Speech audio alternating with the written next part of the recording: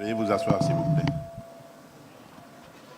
Honorable Président de l'Assemblée nationale ici représenté, Honorable Président du Sénat ici représenté, Madame la Première ministre, chef du gouvernement, Monsieur le Président de la Cour constitutionnelle et Président du Conseil supérieur de la magistrature, honorables députés et sénateurs, Mesdames et Messieurs les membres du gouvernement, Messieurs les membres des institutions d'appui à la démocratie, Mesdames et Messieurs les membres du corps diplomatique et représentants des organisations internationales accréditées en République démocratique du Congo, Monsieur le gouverneur de la ville de Kinshasa, distingués invités, Mesdames et Messieurs, le 2 août 2023, je présidais, non sans émotion et chagrin, mais surtout avec détermination et résilience, les premières commémorations nationales du Génocauste, journée solennelle dédiée à la mémoire des dizaines de millions de Congolaises et Congolais victimes au cours des dernières décennies d'actes indescriptibles de barbarie et de cruauté.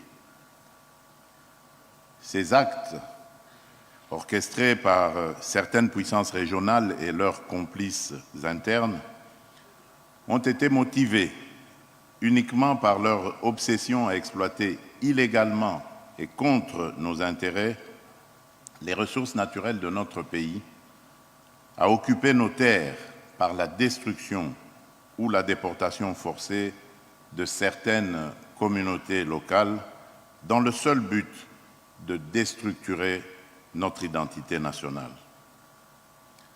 Depuis lors, de Kisangani à Kinshasa et sur l'ensemble du territoire national, notre peuple s'est engagé avec détermination dans une démarche mémorielle, répondant ainsi à un devoir sacré de vérité et de justice.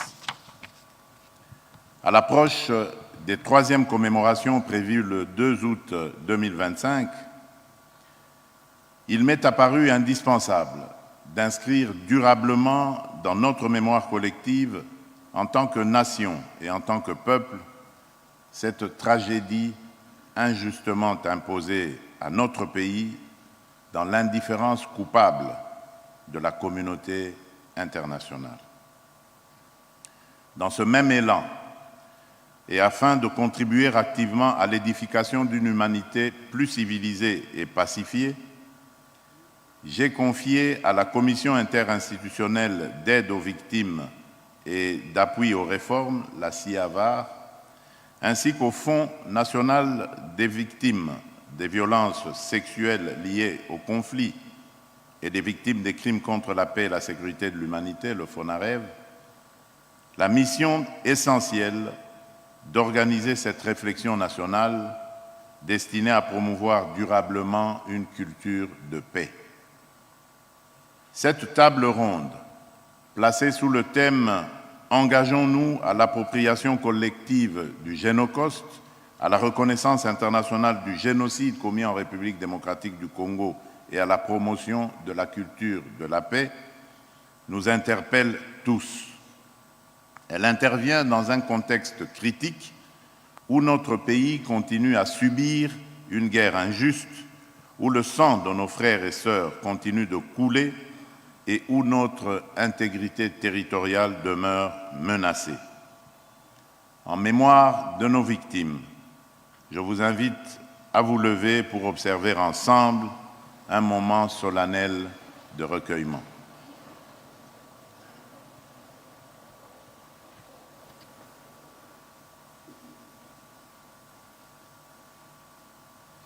Je vous remercie.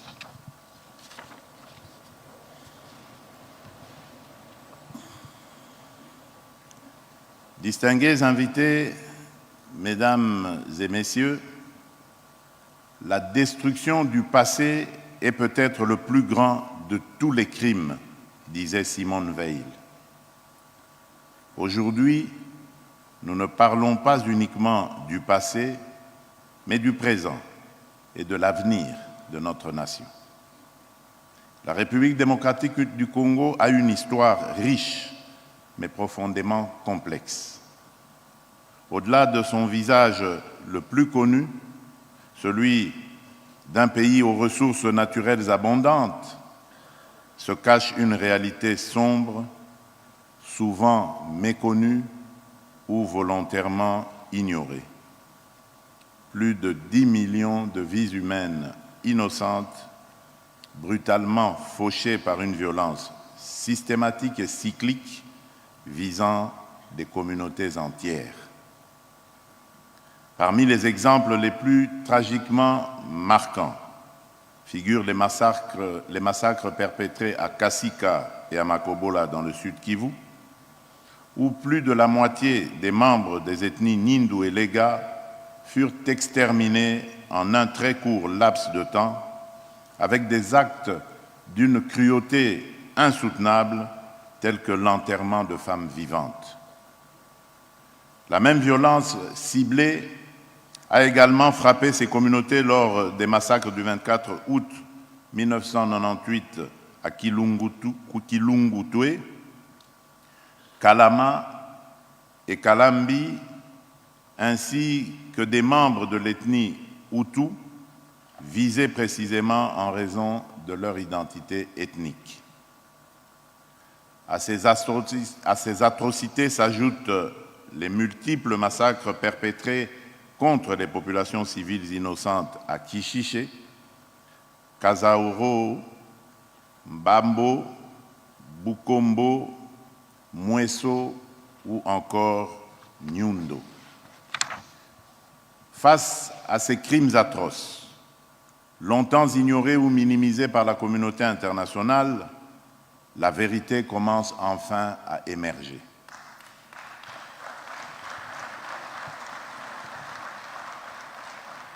Divers rapports détaillés des Nations Unies, incontestables, ont clairement établi la réalité d'innombrables crimes et des violations massives des droits humains et du droit international humanitaire commis depuis 1993 sur le sol congolais.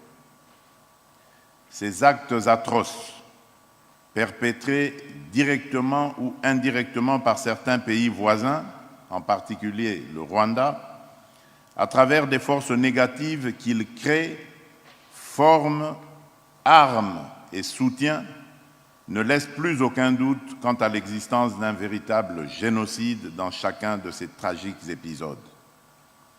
Il est évident que ces massacres s'inscrivent dans une volonté délibérée du Rwanda et des forces négatives qu'il dirige d'anéantir totalement ou en partie des groupes ethniques précis en République démocratique du Congo. Cette détermination est d'autant plus incompréhensible venant d'un pays ayant lui-même subi par le passé les horreurs d'une telle barbarie déshumanisante.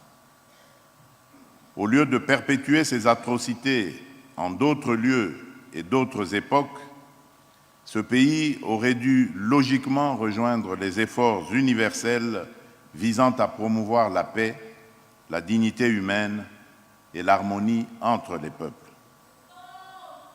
Aujourd'hui, les nations prennent davantage conscience que cette tragédie humaine, sanctionnant certains hauts responsables au sein du gouvernement et du commandement militaire du Rwanda, ainsi que des responsables du M23 AFC.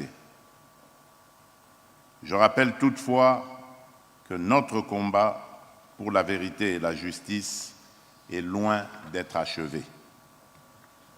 À cet effet, j'annonce la mise en place imminente d'un groupe interdisciplinaire d'experts chargé d'évaluer de manière rigoureuse et systématique les préjudices subis et les pertes humaines liées aux crimes de masse, notamment ceux relevant spécifiquement du génocide perpétré sur le territoire de la République démocratique du Congo.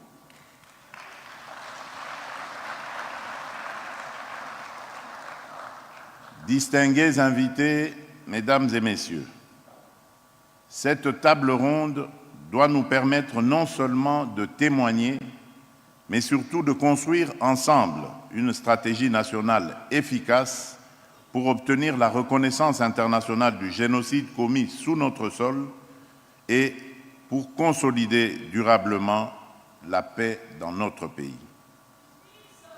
La République démocratique du Congo, fidèle aux engagements internationaux pris, notamment à travers la Convention sur le génocide et le statut de Rome, ne ménagera aucun effort pour que justice soit faite, pour que la dignité de nos victimes soit restaurée et pour que l'histoire vraie de notre pays soit enfin écrite par les Congolais eux-mêmes.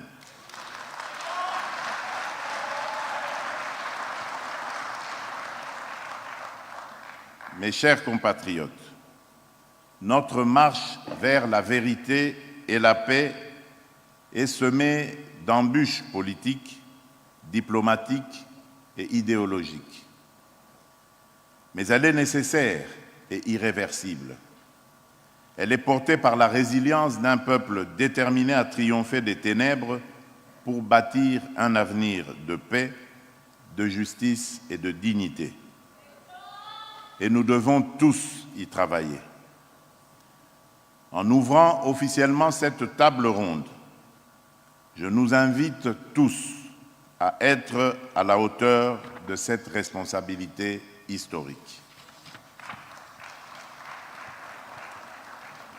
Puisse la lumière de l'espoir éclairer à nouveau nos vies meurtries et que la paix et la justice guident nos pas sur le chemin de la guérison parce que c'est encore possible.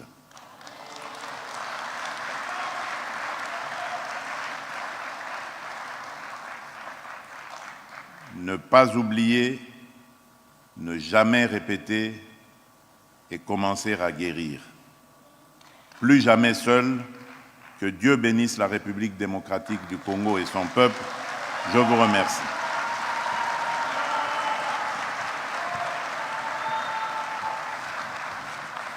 Public.